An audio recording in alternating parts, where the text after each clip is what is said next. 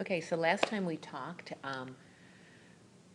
about, all the changes that you've made in your classroom. Um, Looking forward to next year, Mm-hmm.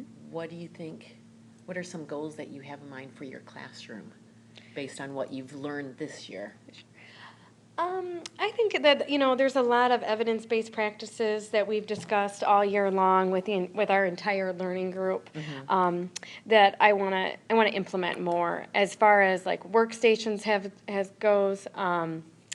I have started some simple workstations with my morning kids, and I did somewhat with my PM kids, and I would just really like to expand on that because, especially looking towards next year, I really have students at very different ability levels, spanning from like 1.5 to 2 years old ability level to maybe like academically a 4.5, and I think really to fit those needs.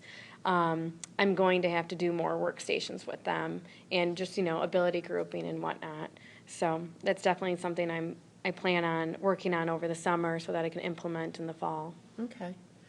This year, I Mm-hmm. think you made a huge change in your classroom as far as how you do your Mm-hmm. group, your whole group activity. Right, right. You went from having them sit at the table with you on the other side, so you had that Mm-hmm. separation, Right, and now you have them sitting on the floor and being right, more involved. right. Is there ways that you think that you want to improve or change more Mm-hmm. that group time dynamics?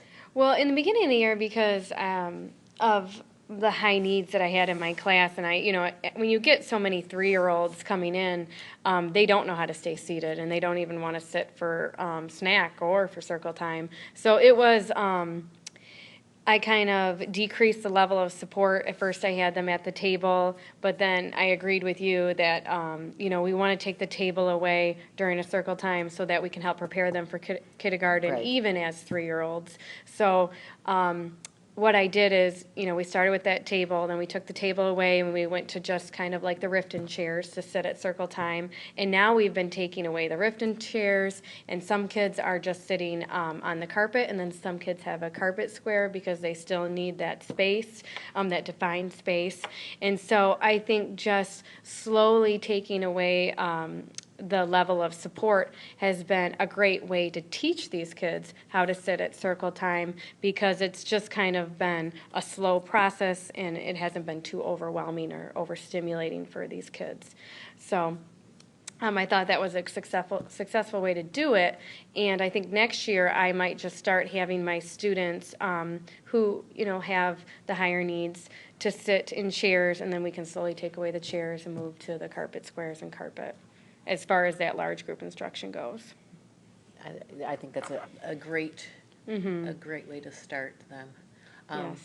And I think the other change that you made was implementing the curriculum of those Read It Once Again books. Right. Mm-hmm. Again, nice evidence-based practice behind those, Mm-hmm. and a good curriculum to follow. But that was something that just kind of started at the end of this school year.